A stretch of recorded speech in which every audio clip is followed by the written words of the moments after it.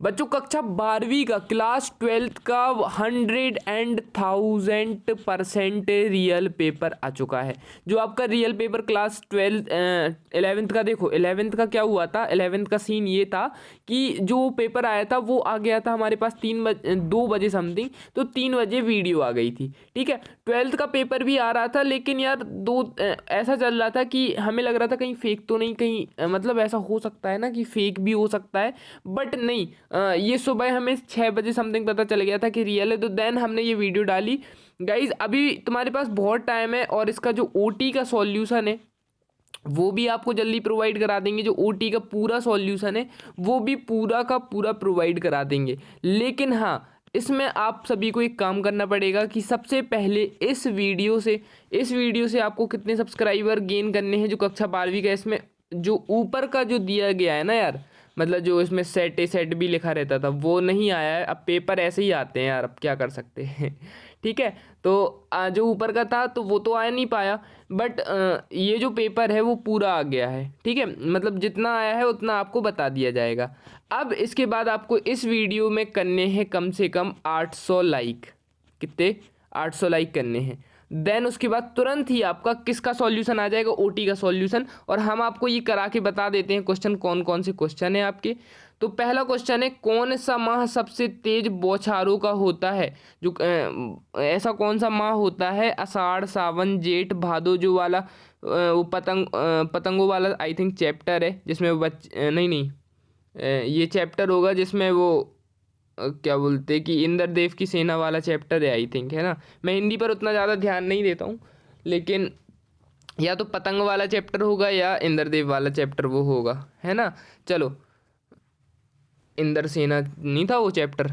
जहाँ शब्दों से काव्य की शोभा बढ़ती है वहाँ कौन सा अलंकार आता है? ठीक है, तो सीधी सी बात आ जाएगी, इसमें ज़्यादा सोचना नहीं पड़ेगा। किसकी गर्मी बाजार से अधिक सामान खरीदने का विवश करती है? किसकी गर्मी सबसे ज़्यादा? तो वो हो जाएगी हमारी पैसों की, है ना।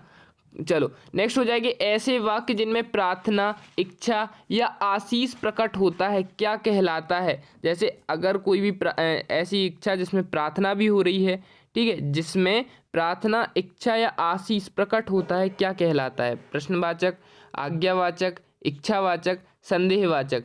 तो आज्ञा जैसे कर सकते हैं, तो प्रार्थना, इच्छा, आशीष ये सब आ जाएंगे। ठीक है, नेक्स्ट आ जाता है, मराठी भाषा में लिखी जूझ कहानी का हिंदी संवाद किसने किया था? मनोहर श्याम जोशी ने, ओम धानवी ने, केशव प्रधानवीर ने या एनी फ्रैंक ने? ठीक है, इसके बाद नेक्स्ट आ जाएगा, मराठी भाषा में लिखी, ये तो हो गया ना अपना।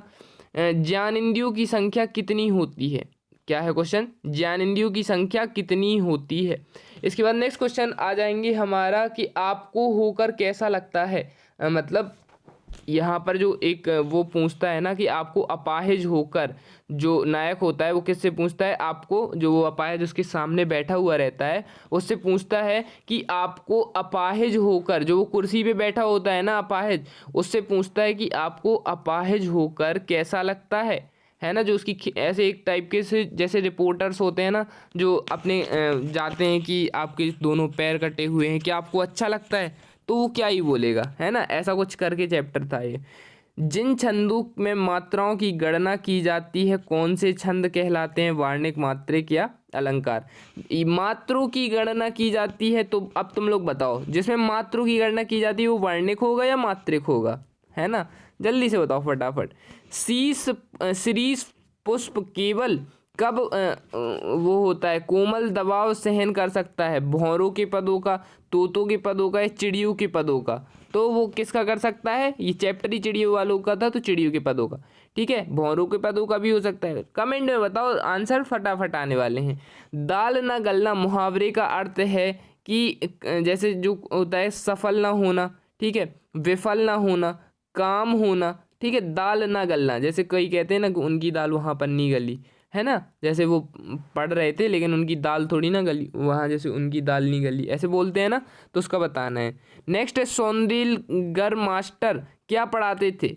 ये तो पता होगा, मराठी, है ना। चलो दृश्य का से गहरा संबंध होता है किससे? स्मृतियों से, लुकोतियों से, मुहावरों से? जल्दी बताओ फटाफट, टाइम नहीं लगना चाहिए आप सभी को। अब आ जाते हैं की मैचिंग आ जाती है जो हमारी, इसमें आ जाते हैं फिराक गोरखपुरी, भयानक रस, भक्तिन, राष्ट्रभाषा, वसंत पाटिल, कहानी का केंद्रीय बिंदु और रीतिकाल कवि, है ना। सीधे सीधे हो जाएंगे यहाँ से। फिरोक गोरखपुरी का वास्तविक नाम बताना है, ठीक है। भयानक रस कौन सा है ना, भयानक रस कौन सा है, अच्छा बताओ भयानक रस कौन सा है ना, बताओ जल्दी फटाफट, बिल्कुल टाइम नहीं लगना चाहिए। राष्ट्रभाषा संपर्क भाषा बोल सकते हैं। भक्तिन हमारी क्या हो जाएगी, लक्ष्मण हो जाएगी, ठीक है। कहानी का केंद्रीय बिंदु क्या कहलाता है, ठीक है, कथानक। तो अब यहाँ पर हमें क्या करना है कि बाकी जितने भी क्वेश्चन है, ठीक है, रघुपति सहाय इसका हो जाएगा, है ना। अब जितने भी ये क्वेश्चन है सबके आंसर आ रहे हैं, हम आंसर इसलिए नहीं बता रहे, हम सोच रहे हैं कि ओटी में पूरा सॉल्यूशन एक वीडियो से दिखा दें जिससे ज़्यादा प्रॉब्लम नहीं आएगी, ठीक है। अब नेक्स्ट आ जाता है निम्नलिखित प्रश्नों के उत्तर एक वाक्य में लिखिए। रीतिकाल का एक अन्य नाम लिखिए, रीतिकाल का एक अन्य नाम लिखिए। रीतिकाल का दूसरा नाम क्या होता है, अन्य नाम दूसरा नाम जिसे बोलेंगे क्या होता है। कवि ने नीले जल से झिलमिलाती देह की तुलना किससे की है। जो नीला जल झिलमिला के आ रहा है तो कवि ने उस नीले जल की तुलना किस से की है। शब्द शक्ति किसे कहते हैं, शब्द शक्ति किसे कहते हैं। कवि मुनियों से किसका ऋषि मुनियों से किसको सबसे ऊंचा स्थान दिया है। ऋषि मुनियों ने सबसे ऊंचा स्थान किसे दिया है। शब्द युग्म कितने प्रकार के होते हैं, क्या है, शब्द युग्म कितने प्रकार के होते हैं। हर रविवार को किसंदा यशोधर बाबू के घर कितने बजे आया करते थे। आमतौर पर नाटक की अवधि कितनी होती है, आमतौर पर नाटक की जो अवधि होती है वो कितनी होती है। चलो नेक्स्ट क्वेश्चन पर आ जाते हैं हम लोग कि बादलों को विल्लभ में बादल क्यों कहा गया है, या कविता के बहाने पाठ के आधार पर कविता की दो विशेषताएं बतानी है। नई कविता के दो प्रमुख कवि लिखिए, या प्रगतिवाद के दो कवि एवं उनकी एक एक रचना लिखना है, ठीक है। खंड काव्य की दो विशेषताएं लिखनी है, और 8वें क्वेश्चन में या दो महाकाव्य एवं उनकी रचनाकाल लिखनी। तो तुलसीदास और रामचरितमानस लिख देना, और उसमें हो जाएंगे अपने तुलसीदास, और एक और आ जाए, और अपना दूसरा आ जाएगा कामायनी जो जयशंकर प्रसाद का हो जाएगा, ठीक है। नेक्स्ट है संदेह अलंकार की परिभाषा उदाहरण सहित लिखनी है, या उसका जो अथवा है कि सोरठा छंद में कितनी मात्राएं होती हैं उदाहरण सहित लिखनी है, ठीक है। कहानी और उपन्यास में कोई दो अंतर लिखिए। किस किस में, कहानी और उपन्यास में कोई दो अंतर लिखिए। उसके बाद रेखा चित्र और संस्मरण में कोई दो अंतर लिखिए, ठीक है गाइस। अब नेक्स्ट क्वेश्चन आ जाता है लुट्टन पहलवान में मेलों में क्या वेशभूषा रहती थी। लुट्टन पहलवान की जो मेले में घूमने जाता था उसकी क्या वेशभूषा रहती थी, वो कैसे जाता था। नहीं तो इसी का अथवा है गगरी फूटी बैल पियासा का आशय क्या है। तो इसका आपको तो पता ही होगा कि जैसे अपना गांव रहते हैं, ठीक है, गगरी फूटी बैल पियासा का मतलब बता देता हूँ। जैसे गांव में क्या रहता है कि जो घड़े रहते हैं ना जिसमें अपन लोग पानी पीते मटके रहते हैं, वो कैसे गर्मियों में सूख के वैसे हो जाते हैं, है ना। और जैसे वो फूटी गगरी से हो जाते हैं और बैल पियासा ही मर जाता है, ऐसा उसमें कुछ आशय करके हमें लिखना है, ठीक है। नेक्स्ट वाला क्वेश्चन आ जाएगा तकनीकी शब्द किसे कहते हैं उदाहरण सहित लिखना है। नहीं तो संयुक्त वाक्य किसे कहते हैं उदाहरण सहित लिखना है। निम्नलिखित वाक्यों में निपात छांटकर उनके दो नए वाक्य बनाइए, ठीक है।